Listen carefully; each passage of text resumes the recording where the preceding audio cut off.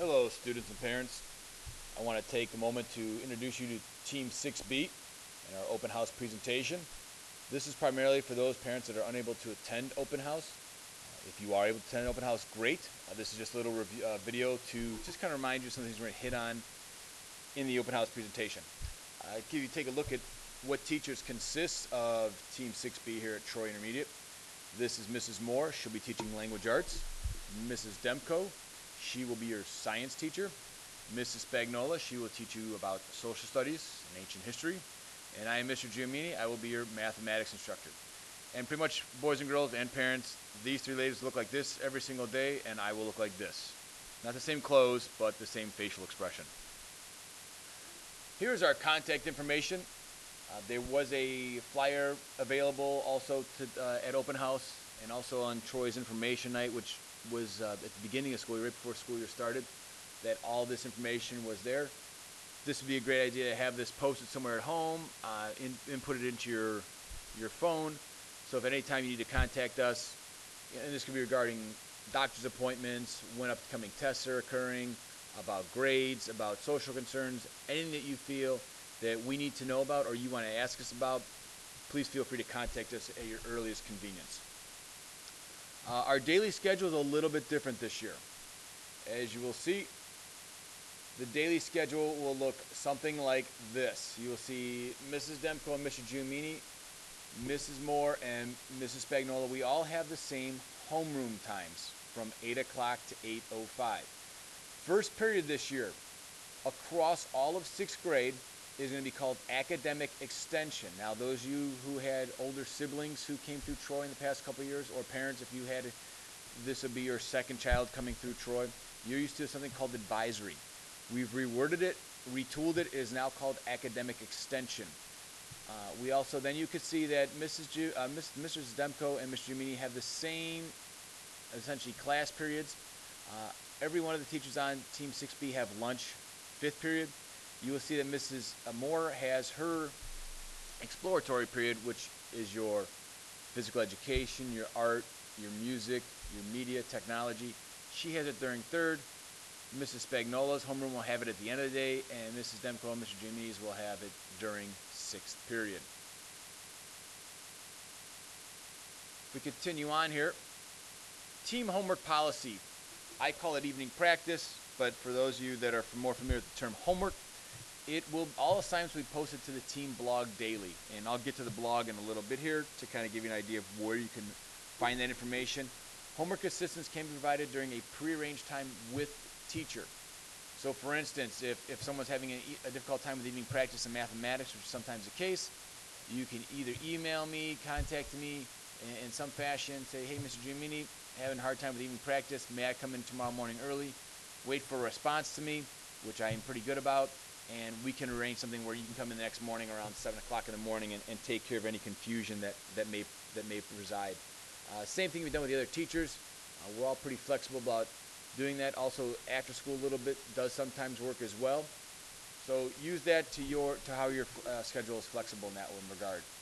All homework assignments are to be completed and returned the following school day. If something's assigned on Monday, it is expected to be done and completed and brought to school Wednesday.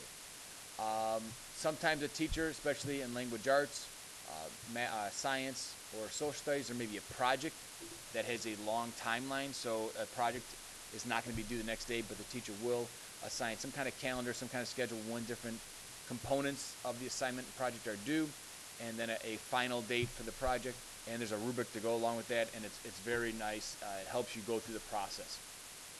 Absentee policy. Again, we know that kids will get sick from time to time. Again, check the team blog and teacher's blog to see what was covered in class. Typically what the teachers will do on Team 6B is let you know what transpired in class that day, what kind of topics were covered, what content was gone over, and then the corresponding evening practice. And there's a daily work form that is also completed by the teachers daily, and that will, again, allow you to see what was assigned for evening practice. And I'll go into that once we get to the team blog. Academic extension. So I touched on it briefly a couple slides ago. Academic extension. Part of it is extracurricular, meaning if you're in band, orchestra, something along those lines, that is when you will go to that. So typically that was towards the middle of the day for 5th graders, I believe last year, 6th grade last year was at the end of the day. Well, this year it's the very first thing after homeroom. Also during that, there'll be enrichment opportunities. We may be doing projects, maybe kind of deviating a little bit from maybe the current curriculum, still staying within the Common Core, but doing some different things. Maybe with social studies, be more some current event tie-ins with what they're working on in social studies.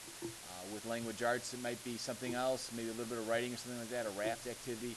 With science, it might be looking at different scientists, kind of researching things, looking at how we can apply science to our daily lives. In mathematics, it might be a project based on what we're covering at that time in class. That'll give us allow us a little more greater depth for the content. Also, a little bit of remediation will go on this time. So if we're struggling with something, we can kind of boost it up a little bit, kind of take a step back, scaffold some things up to help us be successful what we're working on in class, and again, some projects. Some other important information, as we know, a lot of people suffer from allergies, whether it's peanut allergies, all kinds of allergies now, dairy. It is common here at Troy for parents occasionally to bring in or to send in some kind of birthday treat for the class when their student has or when their child has their birthday. Please be aware of any allergies. Contact the teacher. We can let you know, just so that if you do bring a treat, everybody's allowed to enjoy something. Troy Activity Night, the first one is September 12th at 6 p.m. So if that's something you're interested in, come on in. I believe it's around $5. There's stuff in your activities to do, sometimes a DJ, things of that nature. You may want to put this down in your calendar. Fall conferences. It'll be Tuesday through Thursday, meaning conferences dates will be Tuesday, Wednesday, and Thursday. This is different at Troy. Typically, we've had 2 days for conferences because 6th grade teachers specifically have a larger amount of students to meet with. We have now expanded to 3 days of conferences, and still the time's the same, 1 to 7. And again, more information will come out closer to that time period, but just to let you know, we're trying to accommodate more parents because that was a complaint last year that not everybody was able to meet. So we're trying to do things to help alleviate that situation. Here is the team blog. Team blog will look like this. It will be a little different because I will post our video down here. Again, here's the contact information. Here's some allergy guidelines, flu guidelines, germ prevention if you are staying home. Here's the daily work. Now, this is actually a little bit outdated, but if you click here, daily work, you will see language arts, mathematics, science, social studies in class, what was covered, and then what's for reading practice. So if you're out of school, boys and girls, because you're ill, and you see this is June 4th, so we're talking like field day or lunch on a lawn, but you will see what was covered in class that day and what your responsibilities are. Our purpose in doing this is to try to get you up to par so when you come back, it's not like you ever missed a day. Here is our team schedule, which I showed you earlier.